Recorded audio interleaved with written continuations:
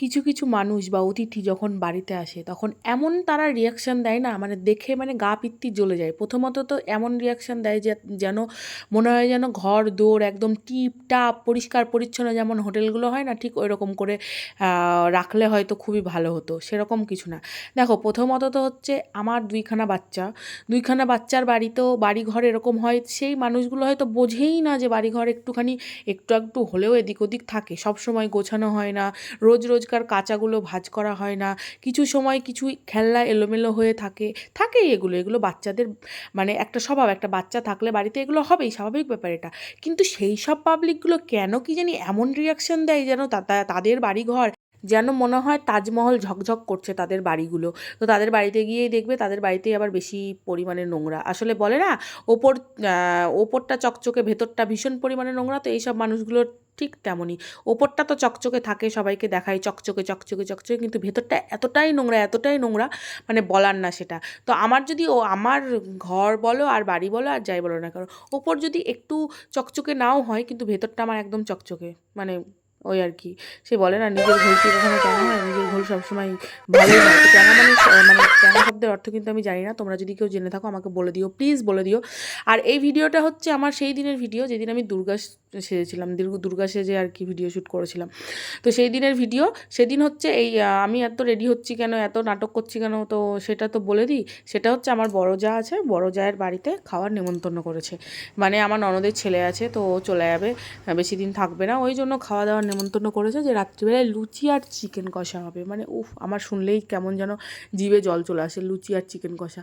তো মেয়েকে রেডি করে দিলাম আর ছেলেকে দেখো পাপার জামা পরিয়ে দিয়েছি মানে এই জামাটা ওর পাপার ছোট হয়, তো আমি ভাবলাম একটু দেখি তো কেমন হচ্ছে, ছোট হচ্ছে না বড় হচ্ছে, তো পরিয়ে দিয়েছিলাম। তো যদিও খুলে দিয়েছি, ভালো লাগছিলো না দেখতে। তারপরে যে আমার বড় জায়ের বাড়ি আমরা চলে এসেছি, আমার বড় ভাসুরের কোলে আমার মেয়ে, যে বড় যা হ্যাঁ দাঁত বের করে হাসছে কেমন করে দেখেছো। আর আমার মেজো যা এই যে শুয়ে আছে ফোন দেখছে, ভিডিও করেছে আর লজ্জা পেয়ে গেছে বেচার ক্যামেরা অন করলে কেন কি জানি কিছু কিছু মানুষ লজ্জা পায়, এত আমি বুঝতে পারি না। এই যে আমাদের দিশারানি এখন সুস্থ ও কিছুটা হয়েছে, তো কি বলবো, আমারই ভিডিও খুঁজছিল আর কি, আমার যা দেখছিল ওই ভিডিও, আগের দিন একটা ফানি ভিডিও করেছিলাম, তো সেই ভিডিওটাই দেখছিল। তো তারপরে সব কিছু এদিক ওদিক হলো, তো রাত্রি হয়ে যাচ্ছে, ছেলে তো খাবো খাবো করে কান্না শুরু করে দিয়েছে, তো মেয়েকে বসিয়ে দিয়ে ছেলেকে পাশে নিয়ে আমি খেতে বসে পড়েছি যথাযথভাবে। তো আমার মেজো যা আগেই চলে এসেছিলো, এসে মানে আমার বড় যা একটু হেল্প করে দিয়েছিলো লুচিটা ভাজাতে আর কি।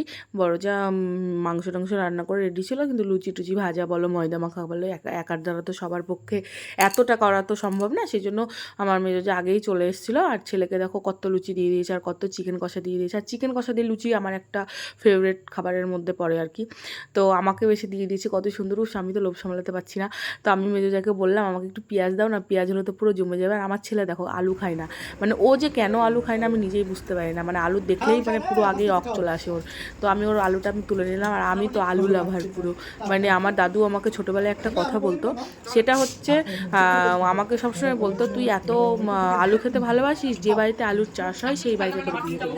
তো সেই বাড়িতে তো আলুর চাষ হওয়া বাড়িতে তো আমার বিয়ে হয়নি, তবে হ্যাঁ আলু খেতে তো ভীষণই ভালোবাসি, যেখানেই যাই না কেন আলু আমার পেছন ছাড়ে না, আমিও আলুর পেছন ছাড়ি না, মানে দুজনের এত মানে প্রেম মহব্বত আমি আর কি বলবো তোমাদের। তো আমার বড় যা এসে আমাকে পেঁয়াজ দিয়ে দিল, মানে পেঁয়াজটা না হলে না আমার ঠিক মানে জমে না আর কি, মানে লুচি খাবো খাবো আর একটু পেঁয়াজ খাবো না সেটা বললে হয়। আর আমার হাত মাথা দেখছো কেমন কালারিং হয়ে আছে, সেদিন দুর্গা সেজেছিলাম বললামই। ওই যে আমার ননদের ছেলে সবাই মিলে খাচ্ছে, আমার যা সবাই বসে পড়েছি আর কি খেতে, আমার জায়ের মেয়ে আর দিশা দেখো মুড়ি খাচ্ছে।